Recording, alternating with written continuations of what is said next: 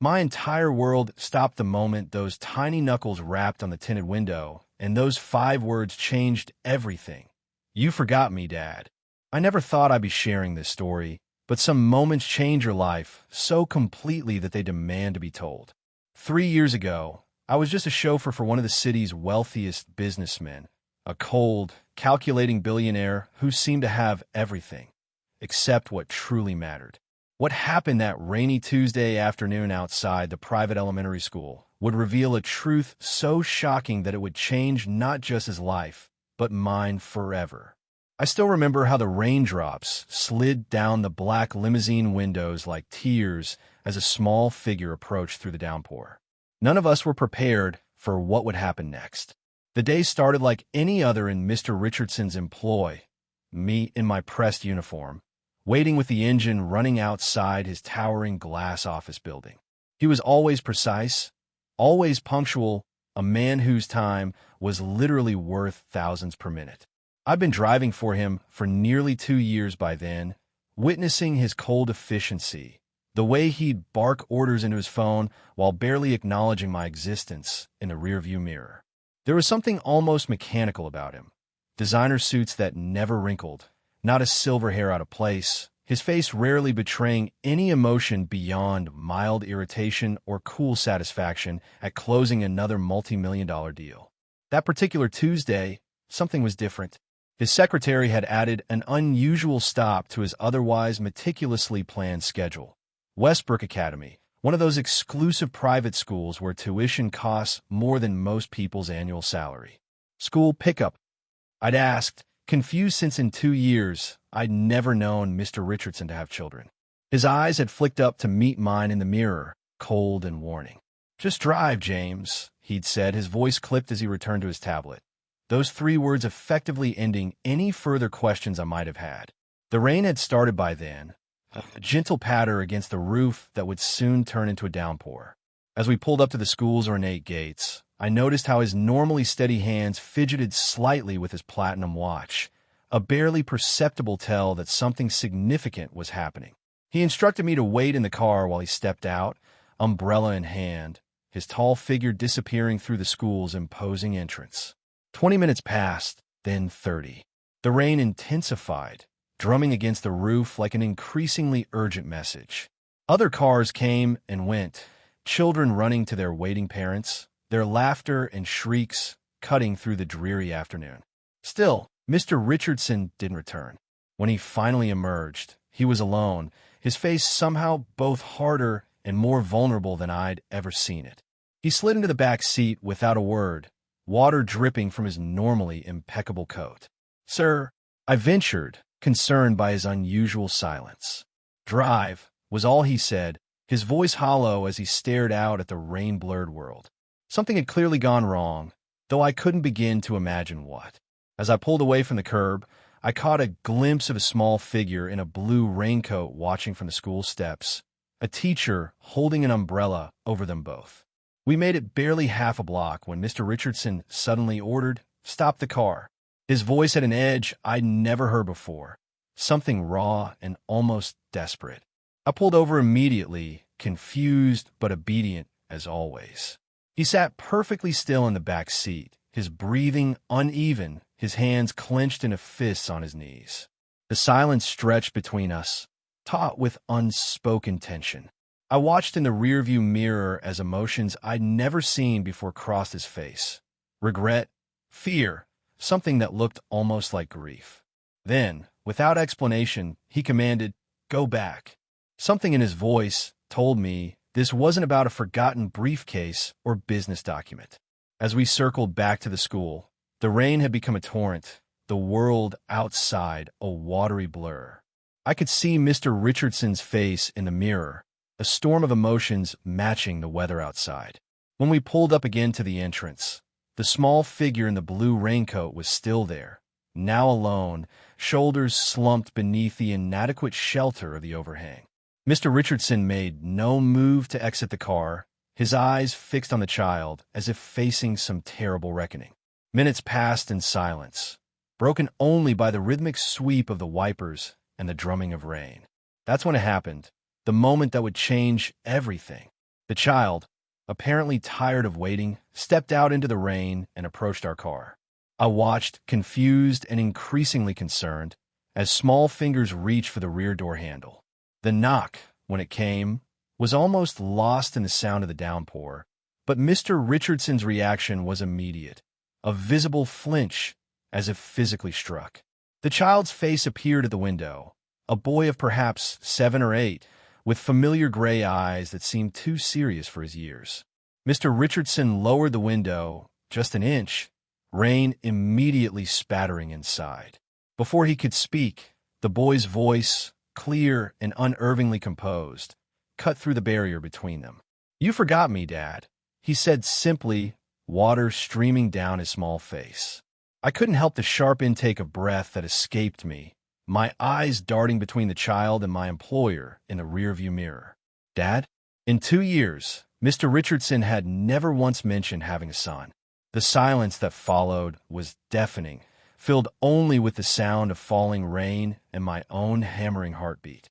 The look on Mr. Richardson's face was something I'll never forget: shock, shame, and something else, something that cracked through his carefully constructed facade like lightning splitting the sky. Without a word, he reached across and opened the door, the boy climbing in with practiced ease, his small backpack dripping onto the leather seats. Up close, the resemblance was undeniable. The same straight nose, the same determined set of the jaw. They sat side by side, not touching, a galaxy of unspoken words between them. "Home, James," Mr. Richardson finally said, his voice barely audible. As I drove through the rain-slicked streets, the atmosphere in the car was suffocating with tension. Through the rearview mirror, I could see the boy methodically unpacking his backpack. A graded math test with a large red, a small napkin wrap package that looked like a saved dessert, a wrinkled drawing that he smoothed carefully on his lap. "I got down my math test," he finally said, his voice small but steady. Mr. Richardson nodded stiffly, clearly uncomfortable. "That's good," he replied, the words sounding foreign in his mouth, as if he'd forgotten how to speak to a child. The boy nodded once, then returned to his treasures, seemingly unsurprised by the awkward response. I couldn't help but wonder about this child who had appeared so suddenly in Mr. Richardson's life. Or had he been there all along, invisible to me because my employer had kept him hidden?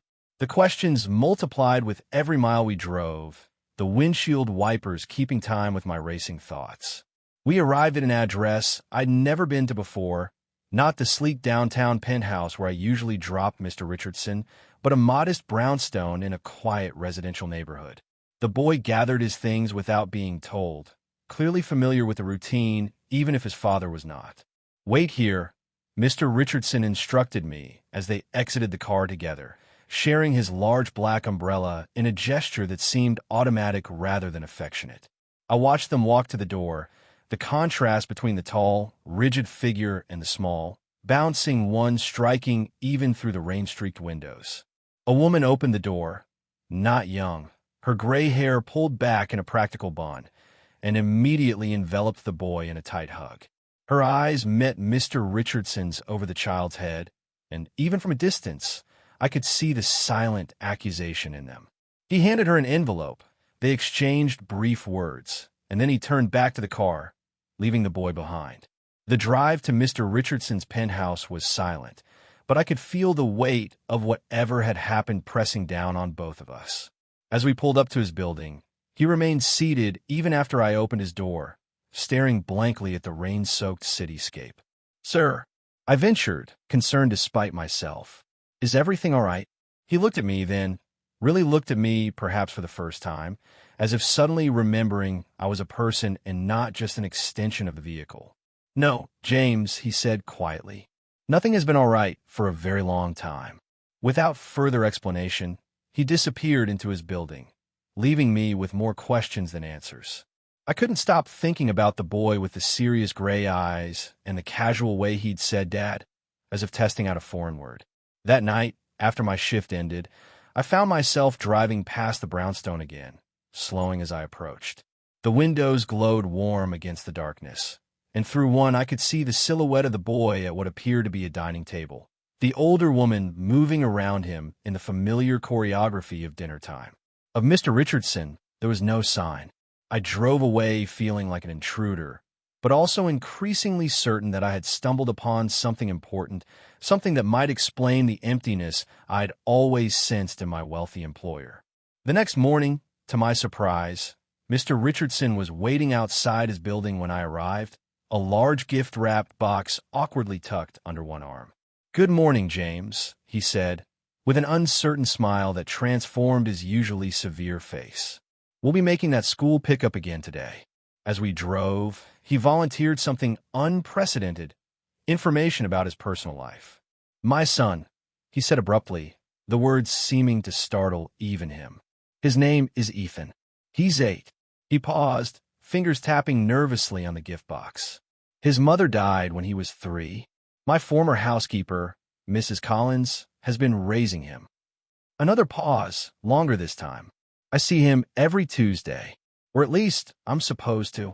I watched in the rearview mirror as Mr. Richardson stared out at the passing city, his expression uncharacteristically vulnerable. "Yesterday was the first time I was late," he continued, though I hadn't asked. "An important merger meeting ran long, and I—" He trailed off, the excuse sounding hollow even to my ears. "5 years," he said after a moment. 5 years of Tuesday afternoons, and yesterday was the first time he actually called me Dad." The revelation hung in the air between us, its significance unmistakable. This powerful man, who commanded boardrooms with a single glance, had been undone by a child's simple word.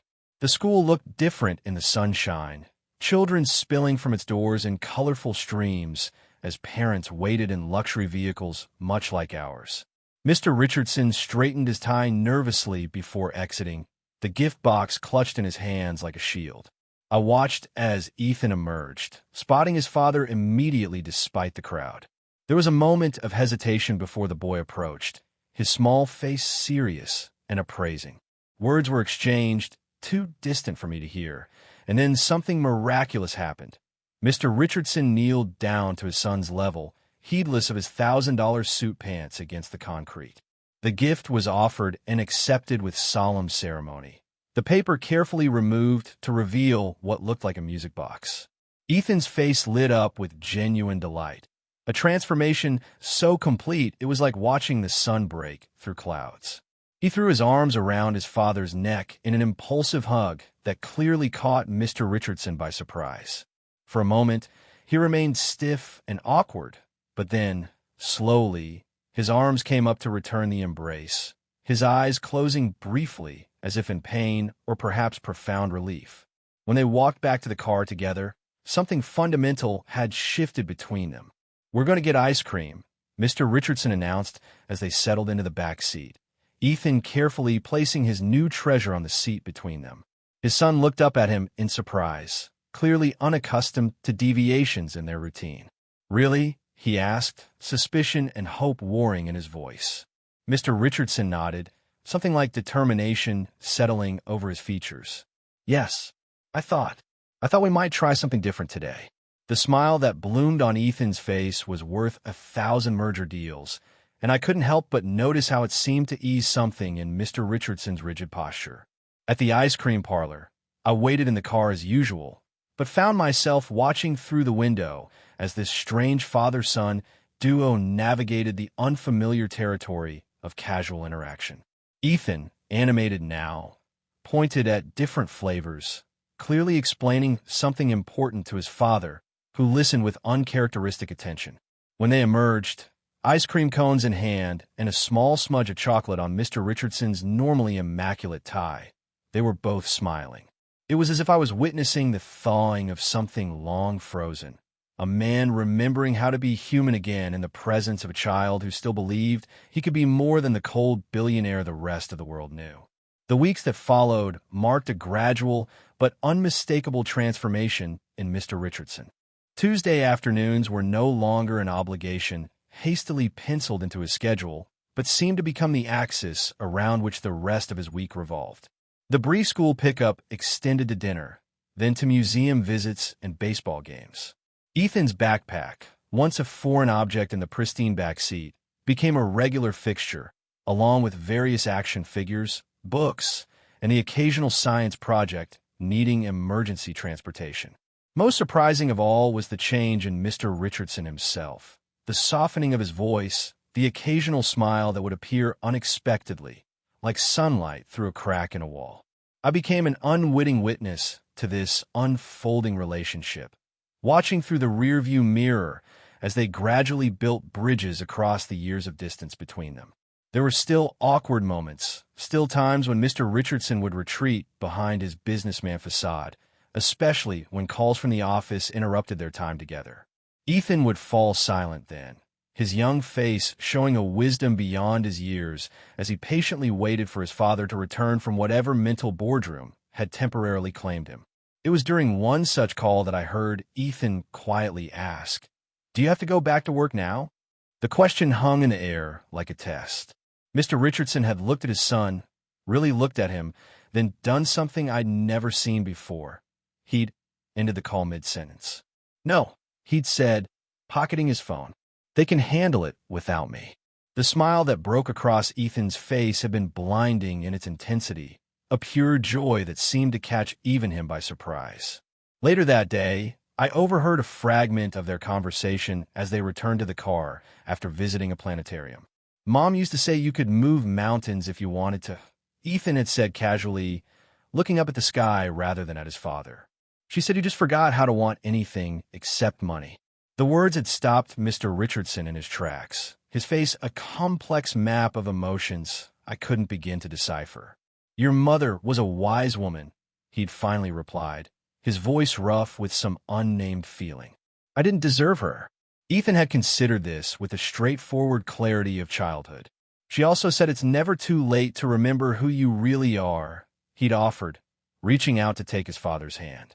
I'd looked away then, feeling like an intruder on a moment too private, too sacred for outside eyes. When they'd gotten back into the car, something had changed yet again between them. Another wall crumbling, another bridge forming. One Tuesday, about 2 months after that rainy day revelation, Mr. Richardson instructed me to drive them to his penthouse rather than to the brownstone. Ethan's eyes had widened as we pulled up to the gleaming high-rise. "You live here?" he'd asked, clearly impressed despite himself. Mr. Richardson had nodded, suddenly seeming almost embarrassed by the opulence. "It's just a place to sleep," he'd said with a shrug that seemed to dismiss the $30 million of real estate. As he'd led his son inside, I'd heard him add, "It's never really felt like home." I'd wondered then if that was about to change. The next significant shift came on a crisp fall morning when Mr. Richardson slid into the back seat and announced, "We need to make a stop at West Side Memorial Hospital." His tone was clipped, professional, betraying nothing, but his eyes in the rearview mirror told a different story. They were shadowed with worry. We drove in silence, the city giving way to the sprawling hospital complex with its maze of buildings and parking structures. "Mrs. Collins has had a fall," he finally explained as we pulled up to the emergency entrance. Ethan called me. The pride and concern mingled equally in his voice. Pride that his son had turned to him, concern for what this might mean. Inside the hospital, I waited in the lobby, an unnecessary witness yet somehow included in this family drama that continued to unfold. When they finally emerged from the elevator, Mr. Richardson, Ethan, and a frail Mrs. Collins in a wheelchair, I could see the decision had already been made in the determined set of my employer's jaw and the cautious hope in his son's eyes. "James," Mr. Richardson said formally, "Mrs. Collins will be staying with us while she recovers. We'll need to stop by the brownstone to collect some things." Ethan stood beside the wheelchair, his small hand resting protectively on the older woman's shoulder, the three of them suddenly looking very much like a family despite their unlikely composition. The penthouse, that sterile monument to success and solitude, underwent a metamorphosis in the weeks that followed. The guest room transformed into a permanent space for Mrs. Collins, with grab bars in the bathroom and her collection of hand-knitted Afghans brightening the formerly minimalist decor. A smaller room, once a hardly used home office, became Ethan's, its walls soon covered with solar system decals and shelves filled with books and treasures. Watching Mr. Richardson navigate this domestic revolution was like witnessing a man learning a foreign language, halting at first, making mistakes, but with a determination that overcame his frequent awkwardness. There were adjustments, of course, difficult ones. Mrs. Collins, though grateful, was fiercely independent and unimpressed by wealth. "I raise you better than to leave wet towels on the bathroom floor." I once overheard her scolding Mr. Richardson, as if he were still the young man she'd known decades ago. Ethan struggled with the transition too, missing his familiar neighborhood and friends. The private tutors and expensive toys couldn't replace the community he'd known. But slowly, imperfectly, they began to form something that resembled a home, bound together by the threads of shared meals, homework sessions at the dining table, and a music box that played every night before Ethan went to sleep. Perhaps the most remarkable change was in how Mr. Richardson approached his work. Meetings were rescheduled around school events, business trips shortened or delegated entirely. His phone, once an extension of his hand, would be placed deliberately out of reach during dinner. I heard through the driver's network that his board of directors was concerned that whispers of midlife crisis and losing his edge had begun to circulate. Yet the man I drove each day seemed not diminished but expanded somehow, as if parts of himself long dormant were finally waking up. "My son has a piano recital today," he would announce with the same importance once reserved for billion-dollar deals, the pride in his voice unmistakable. Winter came, bringing with it holiday preparations that transformed the penthouse yet again. A massive Christmas tree appeared in the living room, its designer ornaments soon supplemented by Ethan's handmade creations from school. Mrs. Collins supervised the kitchen as caterers prepared traditional holiday meals, her expertise gently but firmly overriding their gourmet training. Packages accumulated beneath the tree. Not just the expected extravagant gifts from Mr. Richardson, but carefully wrapped treasures from Ethan and hand-knit items from Mrs. Collins.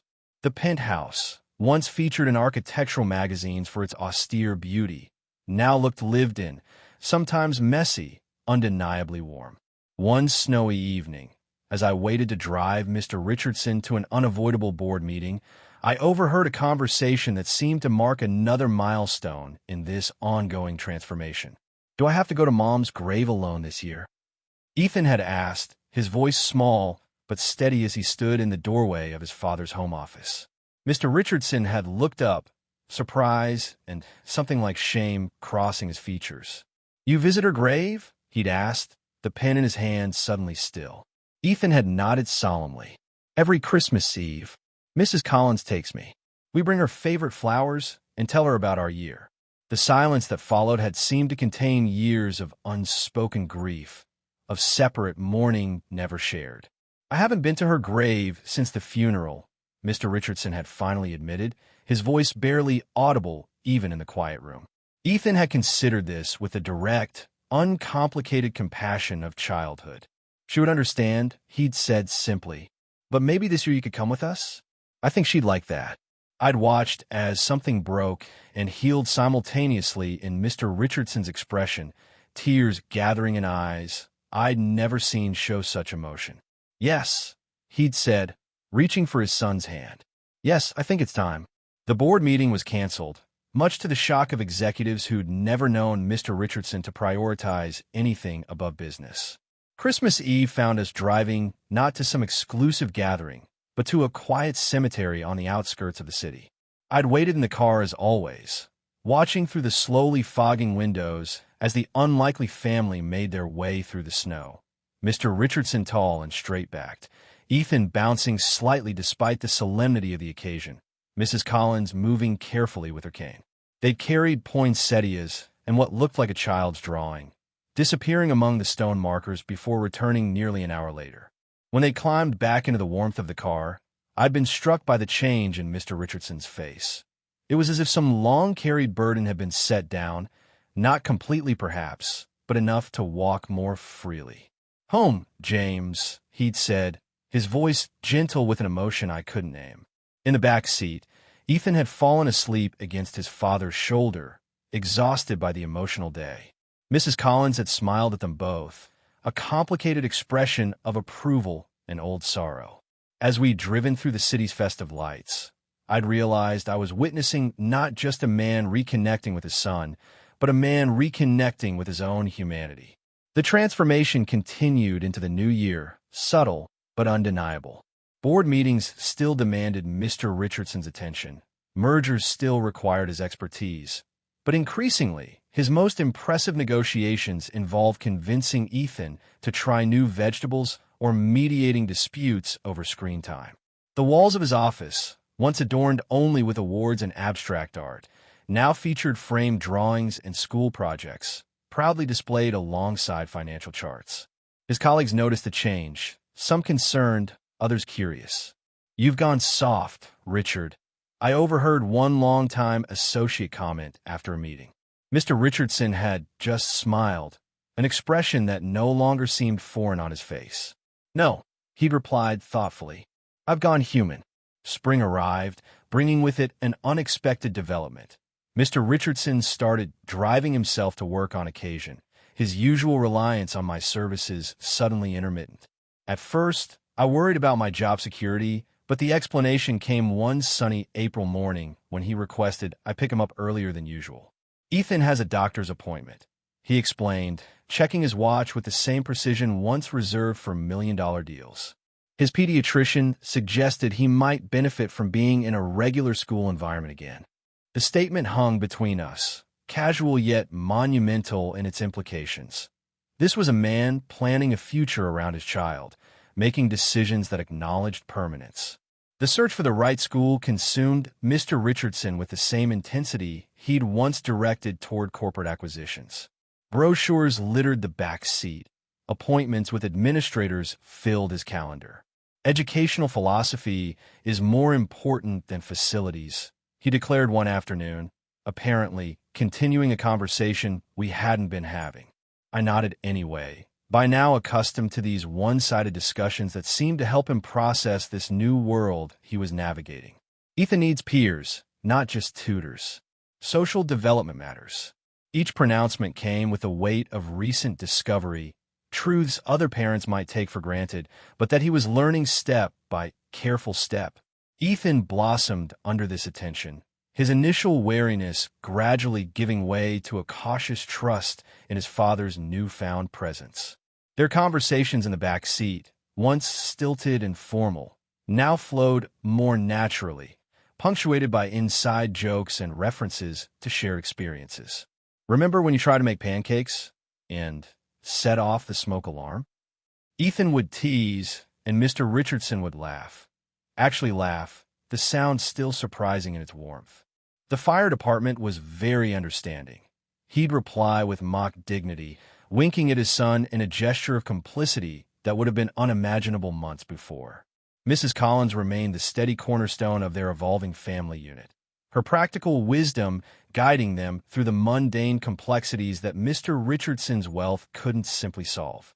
"Money doesn't raise children," I overheard her telling him one evening as I waited to drive her to a doctor's appointment. "Time does. Attention does. Love does." He nodded, absorbing the lesson with the same focus he'd once reserved for market analyses and corporate strategies. "I'm trying," he'd said simply, and the old woman had patted his hand with unexpected tenderness. "Yes," she'd replied.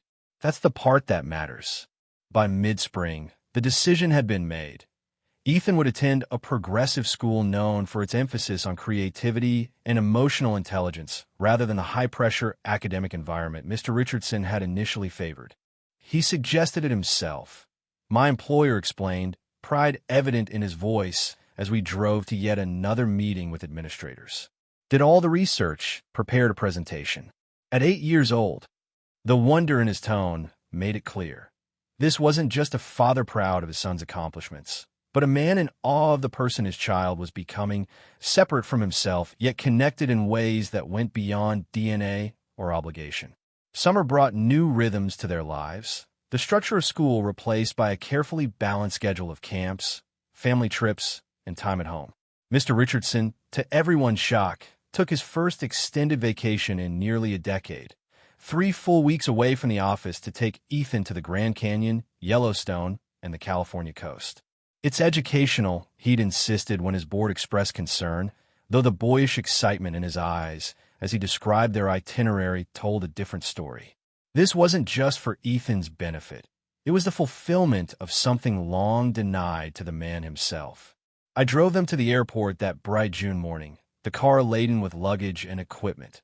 Much of it clearly new, tags still attached to hiking boots and camping gear that looked incongruous against Mr. Richardson's usual polished appearance. Ethan bounced in his seat, barely containing his excitement as he clutched a detailed binder of research he'd compiled about their destinations. "Did you know the Grand Canyon is 1 mile deep in some places?" he informed me solemnly as I loaded their bags. "And the oldest rocks at the bottom are 2 billion years old." His father watched him with an expression I'd come to recognize, a mixture of pride, wonder, and something like gratitude. When they returned 3 weeks later, both were sunburned and visibly changed. Mr. Richardson's usual crisp haircut had grown out slightly, his normally clean-shaven face sporting the beginnings of a beard. More striking was his demeanor, relaxed in a way I'd never seen before, as if some essential tension had finally released its hold on him. Ethan had grown too, not just physically, but in confidence, regaling me with stories of their adventures as we drove home from the airport. "Dad fell in the creek trying to take a picture of a bison," he reported gleefully, while Mr. Richardson laughingly protested this characterization of events. "The ground was slippery," he insisted with mock indignation. "And that bison was historically significant." The photographs from their trip soon appeared throughout the penthouse. Not professional portraits, but slightly crooked selfies, candid shots of breathtaking vistas and small, everyday moments. One in particular took pride of place on Mr. Richardson's desk, replacing the formal corporate headshot that had stood there for years. It showed father and son at sunset, silhouetted against the vastness of the Grand Canyon, their arms around each other's shoulders as they gazed into the distance. There was something almost sacred about the image, a visual representation of the journey they'd undertaken together, one far more significant than mere miles traveled. Mrs. Collins welcomed them home with a feast and uncharacteristic tears, embracing them both with fierce affection. "Look at you two," she kept saying, her weathered hands touching their tanned faces as if to confirm they were really there. "Just look at you." Later, as they unpacked souvenirs and gifts, sharing stories of their adventures, I observed them from the doorway while waiting to take Mrs. Collins to her sister's home. They moved around each other with the comfortable familiarity of a real family, anticipating needs, finishing each other's sentences, their laughter flowing easily. It was as if the journey had completed some essential circuit between them, connecting pieces that had always belonged together. Upon his return to the office, Mr. Richardson made an announcement that sent ripples through the business world. He was stepping down as CEO, transitioning to chairman of the board, a position that would allow him more flexibility and family time. "The company will benefit from fresh leadership," he told reporters at the press conference, his voice steady with conviction. "And I've discovered there are other measures of success worth pursuing." The business paper speculated endlessly about this unexpected move: health concerns, strategic repositioning, pressure from investors. None guessed the simple truth that I witnessed daily. A man who had discovered that his most important legacy wasn't financial but human. As summer waned and preparations for the new school year intensified, I noticed another shift in the household dynamics. Ethan, once cautious about claiming space or expressing needs, now moved through the penthouse with the confident ownership of a child who knows he belongs. His room expanded beyond its physical boundaries, science experiments appearing on kitchen counters, books and toys migrating to living room corners. More significantly, he began to ask questions about his mother, not just memories and stories, but harder questions about why his parents had separated, why his father had been absent for so long. These conversations usually happened when they thought themselves unobserved, but occasionally I would catch fragments. "Were you and Mom happy together?" Ethan asked one evening as I waited to drive them to a baseball game, his voice carrying through the open door. The silence that followed felt weighted with years of unexamined choices. "We were," Mr. Richardson had finally answered, his voice soft with remembrance. Very happy at first, but I was young and ambitious, and I thought I could have everything without making choices. Another pause, longer this time. Your mother understood before I did that some things can't be divided. She tried to tell me, but I wouldn't listen. I'd heard Ethan's smaller voice then, asking the question that must have lived in him for years. Is that why you stayed away from me too? The raw honesty of Mr. Richardson's answer had made me hold my breath. I told myself I was protecting you, he'd said, each word careful and measured. That a part-time father would hurt you more than no father at all. But the truth is, I was protecting myself from failing you, from the guilt of not being the man your mother wanted me to be. There had been movement then, the sound of chairs scraping, and when Mr. Richardson spoke again, his voice was closer to his son, intimate in its sincerity. It was the biggest mistake of my life, Ethan, and I will spend every day trying to make it right, if you'll let me. That conversation seemed to open a floodgate, years of carefully maintained distance washing away in the current of newfound honesty. Old photo albums emerged from storage, memories shared over dinner, Mrs. Collins adding her perspective to fill in the gaps. Ethan soaked it all in, this history that belonged to him, these stories that explained where he'd come from. One particularly significant evening, Mr. Richardson revealed another piece of the puzzle, a collection of letters, dozens of them, written in his ex-wife's familiar handwriting.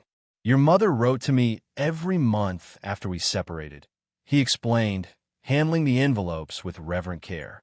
Updates about you, things I should know. The revelation had visibly rocked Ethan, his face a storm of confused emotions. You knew about me all along, he'd asked, voice small with hurt.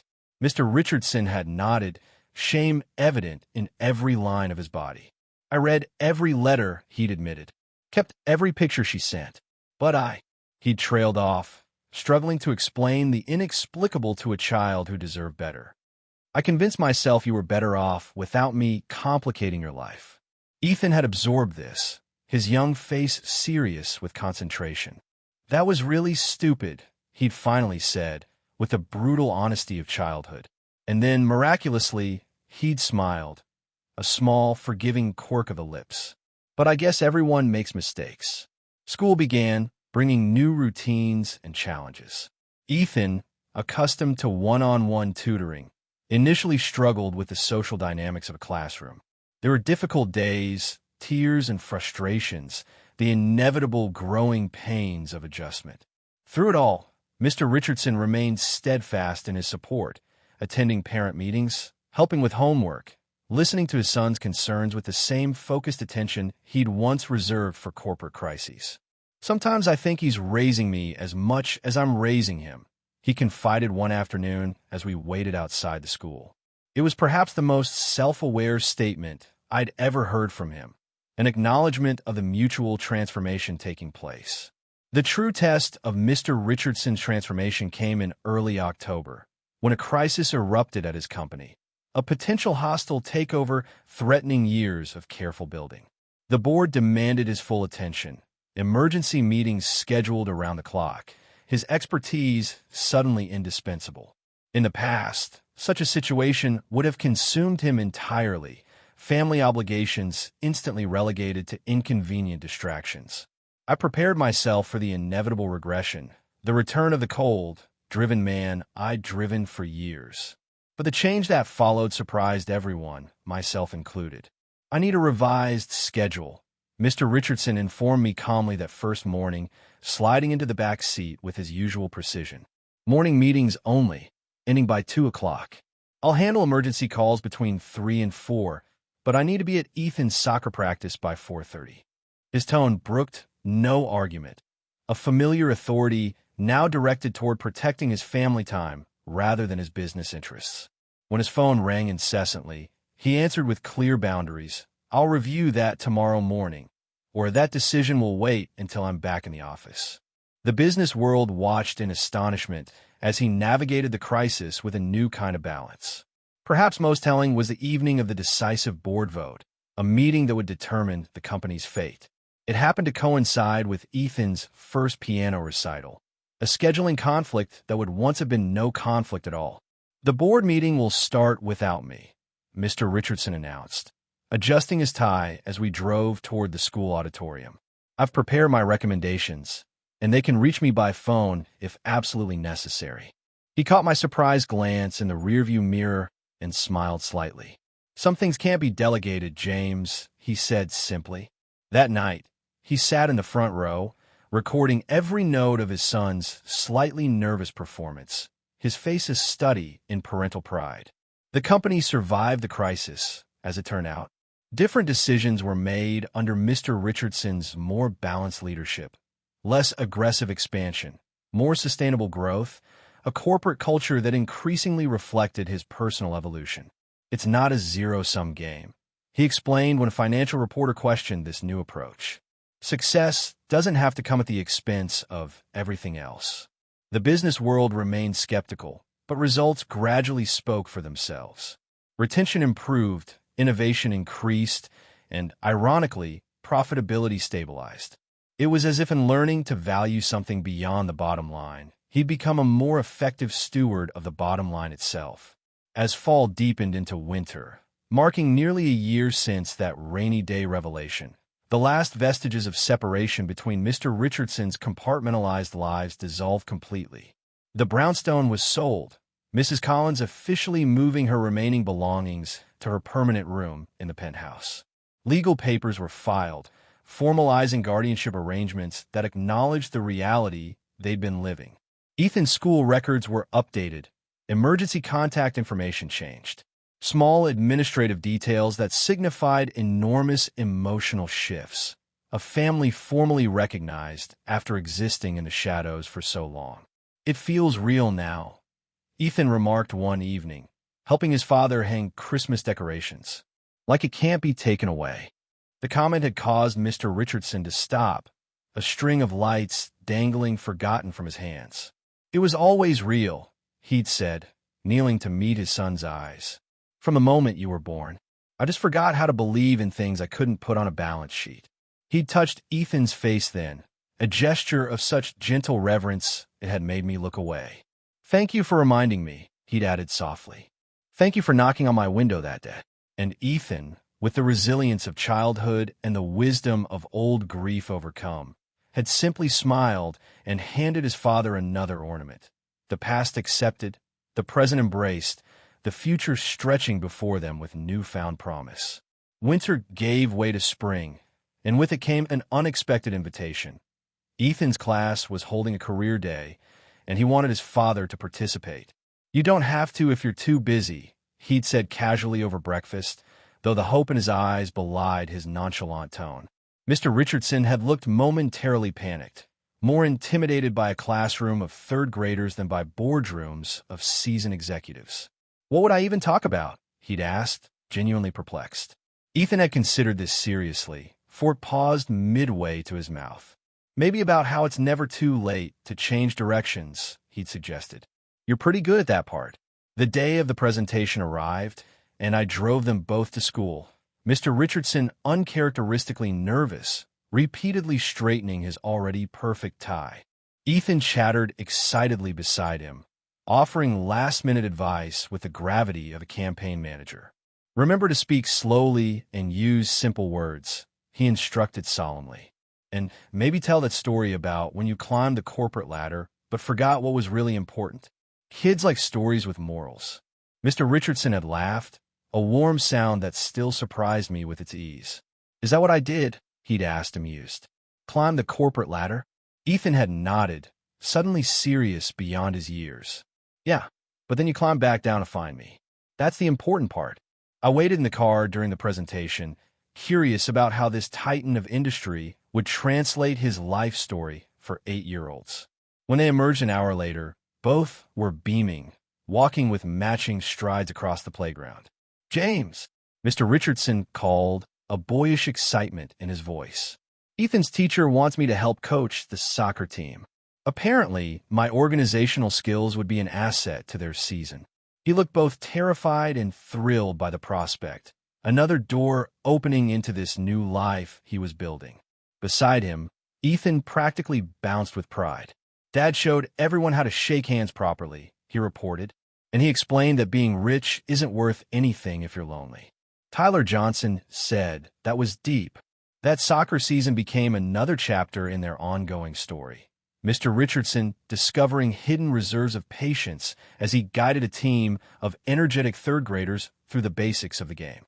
He approached it with the same meticulous attention he'd once reserved for corporate strategy, researching drills, studying coaching philosophies, even consulting with professional trainers. But unlike his business pursuits, this endeavor was marked by laughter, by a willingness to embrace imperfection, by the simple joy of watching children learn and grow. "They're not very good yet," he confided after one particularly chaotic practice, "but they're having fun. I'm starting to think that might be more important." Mrs. Collins thrived in this new family configuration, her health improving as she found purpose in guiding both father and son through the intricacies of domestic life. She took particular pleasure in teaching Mr. Richardson skills he'd never needed in his catered, serviced existence. How to cook simple meals, how to iron a shirt properly, how to listen for the emotional content beneath a child's words. "You can't delegate everything," she'd remind him when he suggested hiring more help. "Some things need your own hands, your own time." He accepted these lessons with surprising humility. The powerful CEO transformed into an earnest student at her kitchen table. Spring rolled into summer again, marking the anniversary of their impromptu road trip. This time, the vacation was planned with Ethan's enthusiastic input. A rented beach house on the coast, 2 full weeks away from the city's demands. Mrs. Collins would join them for the second week, her first real vacation in decades. The preparations took on a festive air, shopping expeditions for swim trunks and beach toys, discussions about sandcastles and tide pools. The night before their departure, I drove Mr. Richardson to a final meeting, expecting the usual efficient exit from his office building.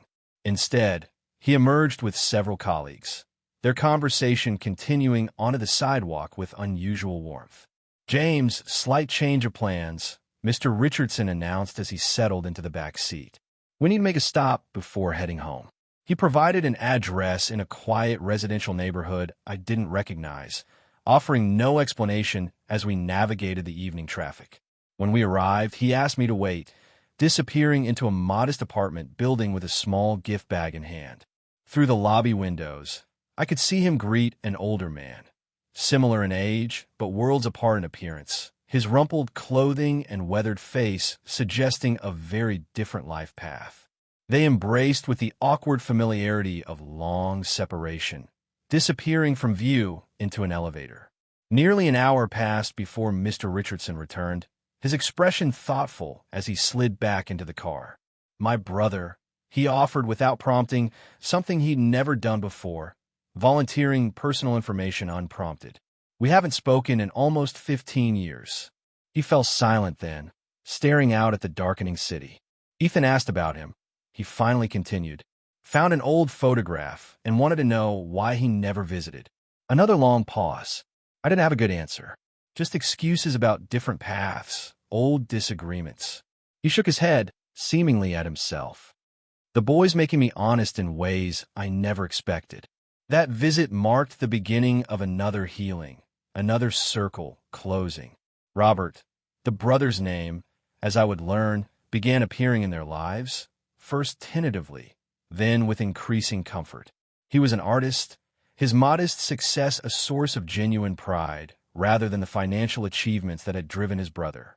Their reunification was not without tension, years of silence leaving scars that needed acknowledgement.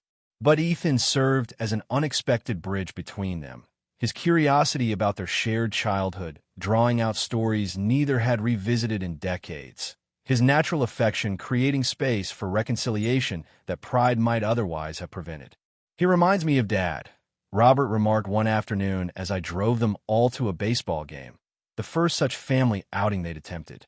Same serious eyes, same way of thinking things through. Mr. Richardson had looked surprised, then contemplative. "I always thought he took after his mother," he'd replied. Robert had shaken his head, smiling slightly. "You don't see it because you don't see yourself clearly. The determination, the focus, that's all you. But he's got something you lost somewhere along the way." a kind of openness. In the rearview mirror, I'd watched Mr. Richardson absorb this, looking at his son with new understanding, seeing not just the boy but the lineage he carried, the connections that ran deeper than daily presence. As summer progressed, these family connections expanded further. Cousins were discovered, introduced, integrated into their growing circle. Mrs. Collins' extended family, long kept at a polite distance, became regular visitors to the penthouse. Even Ethan's mother's parents, initially wary of this sudden paternal interest after years of absence, gradually thawed in the face of Mr. Richardson's genuine commitment. "They're coming for Thanksgiving," he announced one day, equal parts nervous and pleased. Ethan should know his grandparents on both sides. It was a far cry from a man who'd once scheduled even personal relationships with calculated precision, parceling out his attention like a limited resource. Perhaps the most surprising relationship to develop was between Mr. Richardson and his ex-wife's sister, Catherine, Ethan's aunt and a woman who had every reason to resent him. Their first meeting had been frosty, her protective love for her sister and nephew evident in every guarded response. "She died still loving you," she told him bluntly during that initial conversation. Even after everything, she never let Ethan forget he had a father, even when you were barely more than a signature on a check. The words had clearly landed like physical blows, but instead of his former defensive retreat, Mr. Richardson had simply nodded, accepting the truth of her assessment. "I don't deserve forgiveness," he'd acknowledged, "but I'm hoping to earn a second chance with him." That honesty became the foundation for an unexpected alliance. Catherine's initial suspicion gradually gave way to cautious respect as she witnessed the genuine changes in her former brother-in-law. She began stopping by the penthouse more frequently, bringing family photos and stories Ethan had never heard, filling in the maternal history he craved. "Your mother would be proud of the man you're becoming," she told Mr. Richardson one evening after a particularly successful family dinner. "Not because of what you've accomplished, but because of what you've surrendered." He'd looked at her questioningly, and she gestured toward where Ethan sat with Mrs. Collins, laughing over a board game. "The illusion of control," she'd explained. "The hardest thing for people like you to give up." As their second autumn together approached, Mr. Richardson made another momentous decision. They would move from the penthouse to a house with a yard, somewhere Ethan could ride his bike and play outdoors more easily. The search became another family project, with everyone weighing in on neighborhoods, architectural styles, proximity to schools and parks. Ethan created elaborate lists of requirements, including a tree suitable for a treehouse and space for the dog he'd been lobbying for. Mrs. Collins insisted on a proper kitchen with enough room for teaching them both to cook properly. Even Robert contributed, suggesting areas with good art communities and cultural resources. They eventually found it, a gracious older home in a leafy neighborhood, with character that the penthouse, for all its sleek luxury, had never possessed. The day they visited it for the first time remains vivid in my memory. Ethan running from room to room with uncontained excitement, Mrs. Collins nodding approvingly at the solid construction and practical layout, Mr. Richardson standing somewhat bemused in the center of what would become their living room. "It needs work," he'd remarked, noting the outdated kitchen and worn hardwood floors. "It's not perfect." Ethan had skidded to a stop beside him, slightly breathless from exploration. "Neither are we," he pointed out pragmatically. "But we're getting better." The simple wisdom had made his father laugh, the decision made in that moment of shared understanding.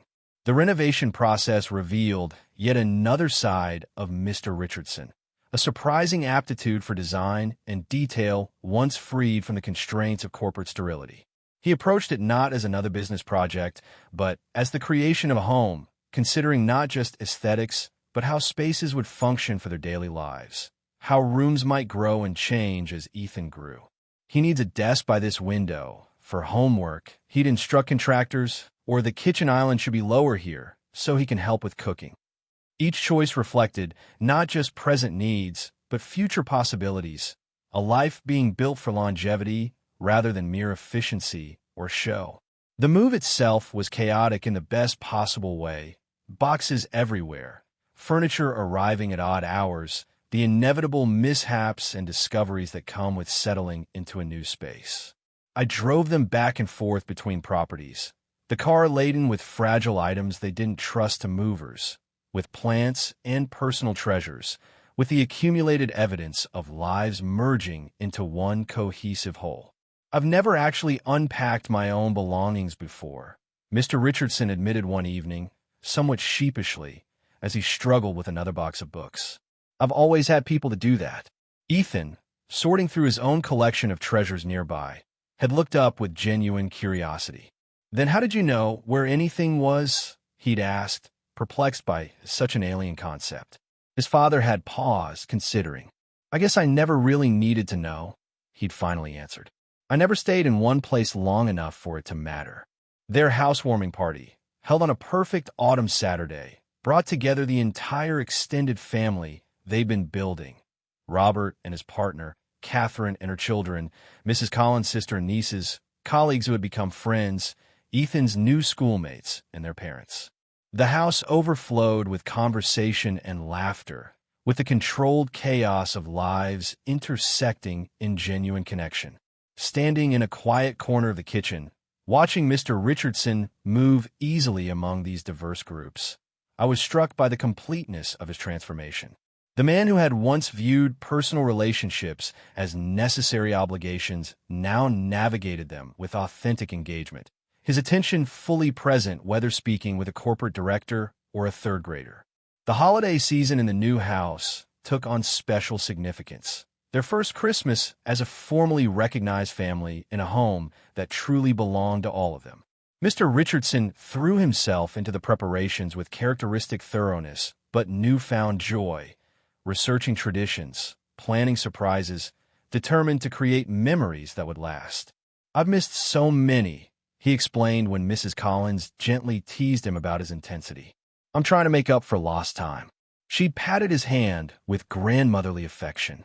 Time doesn't work that way, dear, she'd reminded him. You can only make the most of now.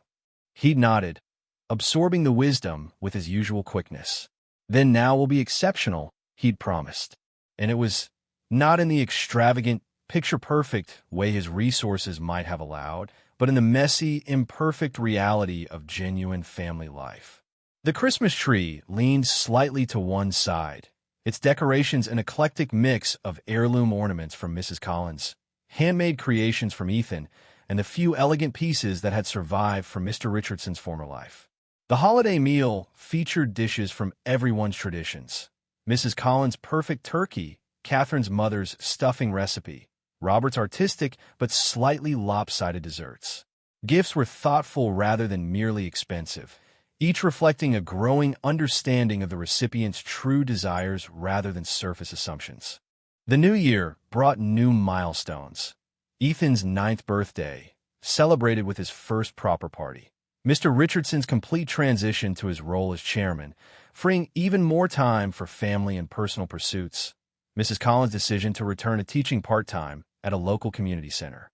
Life settled into rhythms that accommodated everyone's needs and growth, flexible enough to bend without breaking when challenges arose. And challenges did arise. Ethan's occasional struggles at school, Mr. Richardson's learning curve as a fully present parent, the inevitable conflicts that come with any family navigating daily life together. But unlike the well-ordered isolation of his previous existence, these challenges were faced collectively, each bringing them closer rather than driving them apart. Spring arrived again, marking nearly 2 years since that rainy afternoon when a child's simple statement had shattered and remade a man's carefully constructed world. The changes were evident everywhere, in the lived-in comfort of their home, in the easy affection that flowed between father and son, in the expanding circle of genuine relationships that now defined Mr. Richardson's life. Most visible, perhaps, was the change in Ethan himself. No longer the solemn, watchful child who had knocked on a limousine window, but a confident, joyful boy secure in the knowledge of his place in the world and in his father's heart. Do you remember, Mr. Richardson asked one evening as he helped Ethan with a science project spread across the dining room table, what you said to me that day in the rain? The very first thing, Ethan looked up from the solar system model they were constructing, Neptune half-painted in his hands. That I'd forgotten something? He guessed, clearly not understanding the significance. His father smiled, reaching out to gently ruffle his hair, a casual affection that had once been foreign to him. You said, "You forgot me, Dad," he corrected softly. And you were right. I had forgotten the most important thing in my life. He paused, emotion briefly overtaking his voice. Thank you for reminding me. The story might have ended there, with lessons learned and lives transformed, except that life rarely provides such neat conclusions. Just past Ethan's 10th birthday, an unexpected development arose. Corporate misconduct from years earlier, during Mr. Richardson's most ruthless period of expansion, came to light. The revelations weren't criminal, but they were ethically questionable, decisions made in the pursuit of profit without regard for human consequences. As the media descended and the board convened emergency meetings, I watched with concern, wondering if this crisis would unravel all the progress of the past years. Once again, Mr. Richardson surprised me. I made those decisions, he stated plainly at a press conference, refusing the carefully crafted statement his PR team had prepared. They were legal at the time, but they weren't right. And while I can't undo the past, I can take responsibility for it now. The business world was stunned by this uncharacteristic transparency, this admission of fallibility from a man once known for his unapologetic pursuit of success at any cost. In the days that followed, he announced a comprehensive restitution program for those affected by the questionable practices, funded largely from his personal fortune rather than company resources. It was, as one financial analyst noted, the actions of a man answering to a different bottom line. What impressed me most, however, was the conversation he had with Ethan about the situation. I overheard it as I waited to drive them to a school function. Not an evasion or sanitized explanation, but an honest discussion appropriate to his son's age and understanding. I made mistakes, Ethan, he explained, sitting at the kitchen table, newspaper headlines spread between them. I was so focused on winning that I didn't think about how my decisions affected real people. Ethan had listened with the serious attention he gave to important matters. Are you in trouble? He'd asked, concern evident in his young face. Mr. Richardson had shaken his head. Not the legal kind, but I've disappointed people who trusted me, and now I need to make it right. Ethan had thought about this, his expression thoughtful beyond his years. Like when you forgot about me, he'd finally said, making a connection that visibly affected his father. And then you try to make it right by being here now. Mr. Richardson had nodded, clearly moved by his son's insight. Exactly like that. Some mistakes can't be undone, but we can still try to fix what's broken. Ethan had reached across the table then, placing his small hand over his father's larger one in a gesture of surprising maturity. You're good at fixing things now, he'd said with simple confidence. It was perhaps the most profound vote of trust a child could offer a parent, belief in their capacity for growth and redemption. The corporate crisis eventually passed, leaving Mr. Richardson's reputation altered but ultimately strengthened by his response. What might once have been a devastating blow to his identity became instead another step in an ongoing evolution. I'm not the same man who made those decisions, he remarked during a rare interview granted months after the initial revelations. And I have my son to thank for that. When pressed for elaboration, he'd smiled, that genuine expression that had once been so rare on his features. He reminded me that success isn't measured in acquisitions or assets. It's measured in who shows up at your door when you need them most. As their third summer together approached, I found myself reflecting on the extraordinary transformation I'd witnessed. The cold, isolated billionaire had become a present father, a loyal brother, a community member, a man capable of acknowledging mistakes and making amends. Ethan, once a solemn child carrying adult burdens, had blossomed into a boy secure enough to be genuinely childlike, to play and explore, and occasionally make the normal mistakes of growing up. Their story had become something of a legend among the driver network. The day a child's words changed a powerful man's heart. But the true miracle, I thought, lay not in that dramatic moment, but in the thousands of ordinary days that followed. I had expected my position to be temporary, a casualty of Mr. Richardson's shifting priorities, but instead found my role evolving alongside their family.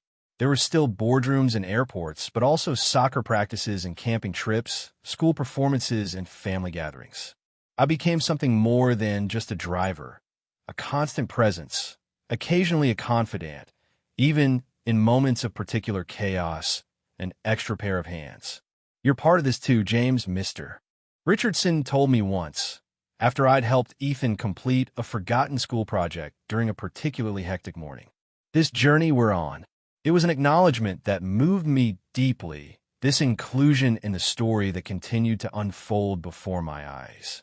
Life, of course, continued to bring its unexpected turns and challenges.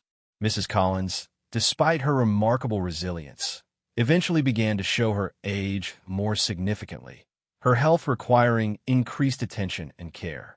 Rather than consider outside arrangements, Mr. Richardson simply adapted their home and schedules, ensuring she received the support she needed while maintaining her dignity and central place in their family. She took care of us when we needed it most, he explained simply when well-meaning friends suggested professional facilities. Now it's our turn. Watching Ethan help her with her medication or read to her when she was too tired to manage herself, I witnessed another layer of education taking place. Lessons in loyalty, in honoring commitments, in caring for those who may no longer be able to care for themselves. As Ethan approached middle school, new developmental stages brought new parenting challenges. The sweet, earnest boy occasionally gave way to flashes of pre-adolescent attitude, testing boundaries in the normal progression toward independence. Mr. Richardson navigated these waters with unexpected grace, seeking advice from child development experts, connecting with other parents facing similar transitions, finding the balance between setting necessary limits and allowing the natural process of growing autonomy. I never went through normal teenage rebellion, he confided one evening after a particularly challenging exchange. I was too busy trying to prove myself, to build something no one could take away. I don't want that for him. I want him to have the space to figure out who he is, not who he thinks he needs to be. This philosophy extended to all areas of Ethan's life, from academics to extracurricular activities. Whereas Mr. Richardson had once pursued excellence with single-minded focus, often at the expense of everything else, he now encouraged his son's wide-ranging interests and developing passions without imposing arbitrary standards of achievement. When Ethan discovered a love for photography, his father provided quality equipment, but also the freedom to experiment without pressure. When his soccer team lost an important tournament, Mr. Richardson focused on the effort and teamwork rather than the outcome. Winning isn't everything. I overheard him say, words that would have been unimaginable from the man I'd first met years before. Perhaps most remarkable was the continued evolution of Mr. Richardson himself. Having reconstructed his identity around fatherhood and family, he might have stopped there, content with this profound personal transformation. Instead, he seemed to approach each day with the same openness to growth that had characterized his journey from that first rainy afternoon. He took up new interests, cooking lessons that resulted in increasingly edible family dinners, woodworking that produced Ethan's slightly lopsided but treasured treehouse, community service that connected him to parts of the city he'd previously viewed only through tinted car windows. I miss so many years living on autopilot, he explained when someone expressed surprise at this renaissance. I'm making up for lost time. The final piece of their evolving story came full circle on another rainy afternoon, almost 4 years to the day from that first transformative encounter. I was driving them home from a charity event when Mr. Richardson suddenly asked me to make an unscheduled stop at the cemetery where Ethan's mother was buried. They'd continued their Christmas Eve tradition of visiting her grave, but this spontaneous visit was something new. I waited in the car as always, watching through rain-streaked windows as father and son made their way among the markers, sharing an umbrella against the steady downpour. They remained there for some time, seemingly deep in conversation despite the weather, occasionally gesturing toward the sky or touching the headstone with gentle reverence. When they returned to the car, there was a palpable sense of completion about them both, as if some final conversation had reached its necessary conclusion. She would be proud of us, Ethan said as they settled into the back seat, water dripping from their shoes onto the floor mats. Of how far we've come. Mr. Richardson nodded, his arm around his son's shoulders in a gesture that had become natural over the years. She always believed I could be better than I was, he replied softly. She saw the man I had the potential to become, long before I could see it myself. They fell into comfortable silence as we drove through the rain-washed city, each lost in private thoughts yet profoundly connected in their shared journey. That evening, as they prepared for a family dinner celebrating Mrs. Collins' birthday, I observed them moving around their kitchen with the easy synchronicity of long familiarity. Ethan setting the table with careful precision, Mr. Richardson putting finishing touches on the meal they prepared together, Mrs. Collins supervising from her comfortable chair by the window.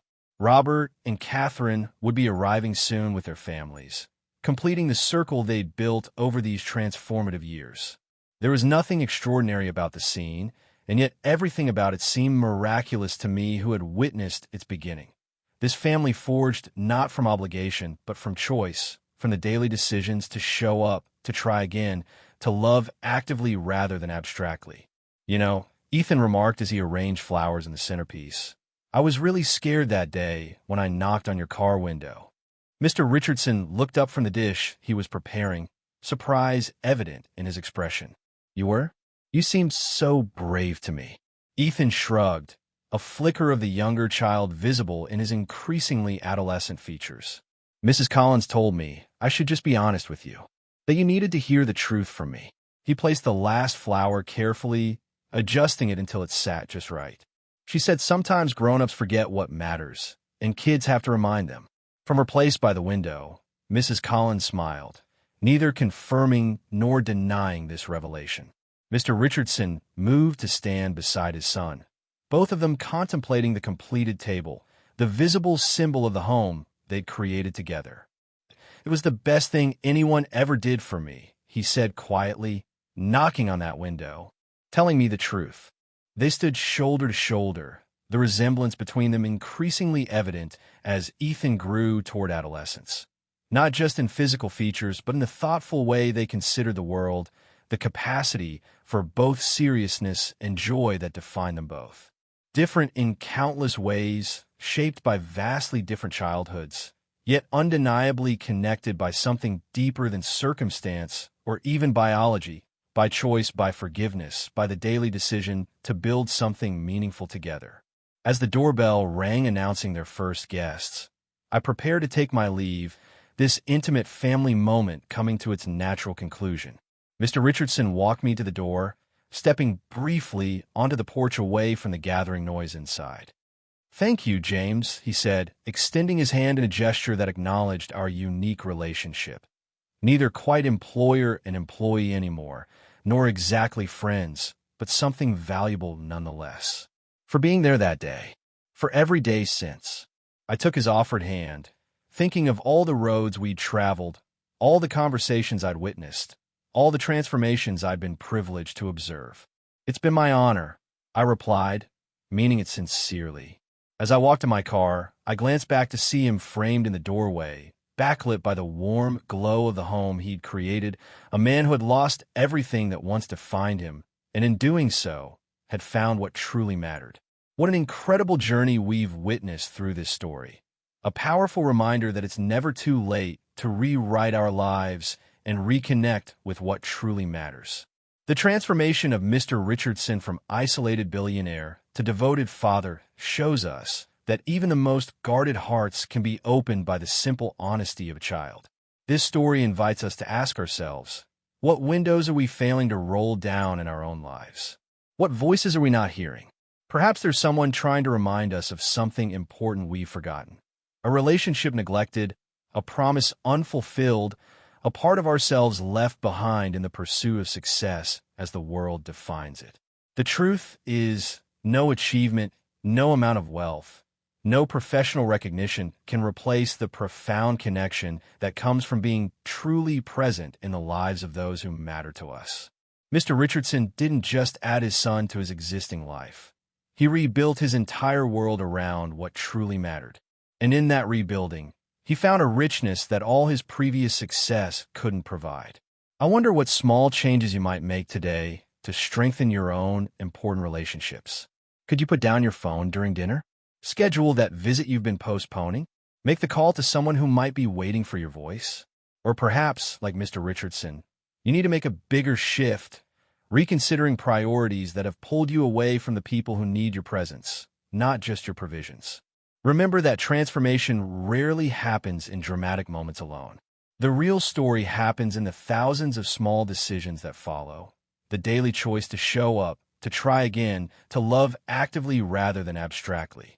It's never too late to knock on the window of someone's life and say, "You forgot something important."